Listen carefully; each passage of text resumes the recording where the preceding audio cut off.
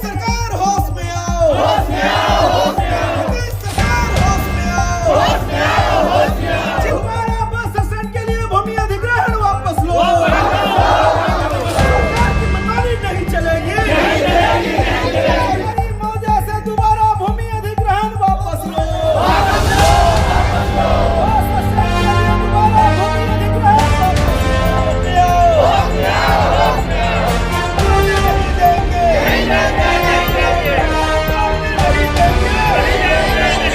में सारे जिलाधिकारी, कमिश्नरी और अनुमंडल पदाधिकारी, साथ ही नगर विकास मंत्रालय और जो है मुख्यमंत्री, उप मुख्यमंत्री, सारे लोगों को रजिस्ट्री के माध्यम से हम लोगों ने अपना प्रस्ताव भेजा है कि हम लोगों का जो है मकान किसी तरह सुरक्षित रहे रजिस्ट्री के माध्यम से। और परसों 22 तारीख के दिन हम सभी मोहल्लावासी माननीय स्थानीय विधायक माननीय नंद किशोर यादव जी के फ्लैट पे जाके हम लोगों ने उनसे एक दूसरे से गेट टुगेदर हुए, बातचीत किए हैं और अपनी सारी बातों को रखा है।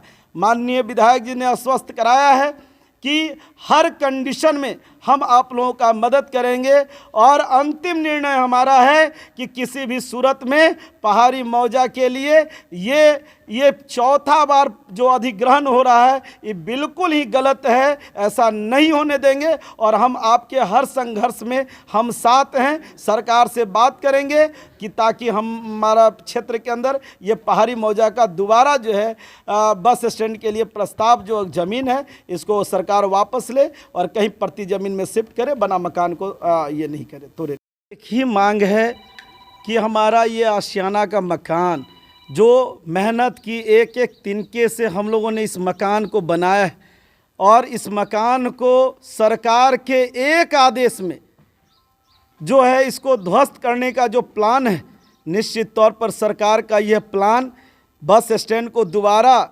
ज़मीन को अधिग्रहण करने का जो उनकी प्लान चल रही है 25 एकड़ ज़मीन की, निश्चित तौर पर हम सरकार से मांग करते हैं कि वैसे जगहों को सरकार चिन्हित करें जहां खाली ज़मीन है।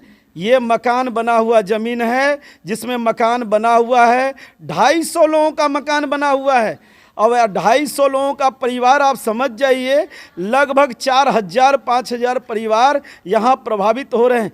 किसी तौर तरीके पे उनको दूसरा ठिकाना नहीं है। अपना पैतृक संपत्ति को ग्राम में ज़मीन को बेचकर, सरकार से लोन लेकर, बैंक से लोन लेकर, कर्जा में जो है जब मकान बनाए हैं, बरसों से मकान में बना के रह रहे हैं, 15 सालों से मकान में यहाँ जो है बना के लोग रह रहे हैं, कुछ नए मकान में रह रहे हैं। और ऐसी परिस्थिति सरकार ने जो 15 तारीख को जिलाधिकारी के अमानवीय रवैये के तहत बगैर किसी से पूछताछ किए, बगैर मोहल्ला वासियों से संपर्क साधे हुए कि कहाँ क्या करना है, और अचानक यहाँ सरकार द्वारा, जिलाधिकारी द्वारा जो नापीकरण का टीम आता है और हमारे मकानों को चिन्हित कर लिया जाता है बगैर किसी सरकारी नोटिस के। हम हतप्रभ हैं।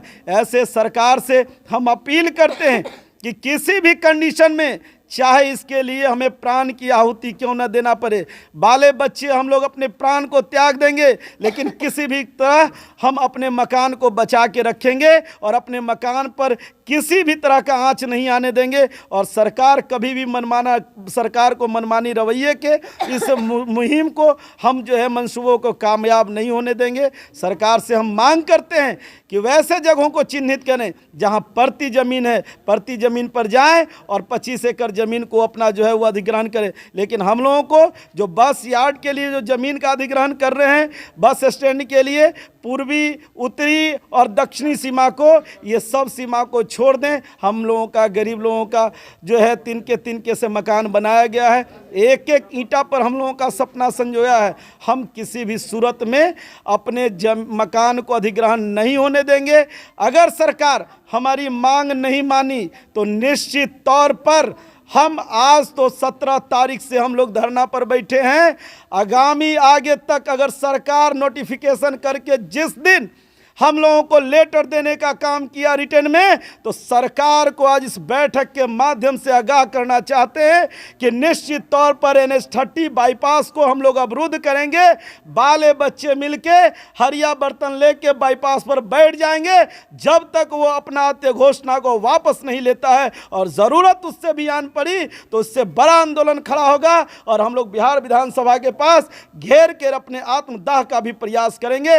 निश्चित तौर पर सरकार के अमानवीय रवैये के इस तरीके की घोषणा को उनको वापस लेना होगा। हम आग्रह करते हैं सरकार से कि अगर हमारी बात उन तक पहुंचती है तो हम तमाम पहाड़ी मौजा संघर्ष समिति के सारे मेंबर को यही अपील है, माँ बहनों और बच्चों को भी, कि किसी तौर पर उनका जो ये मकान है वो किसी तरह सुरक्षित रह जाए। मंडल जिंदाबाद।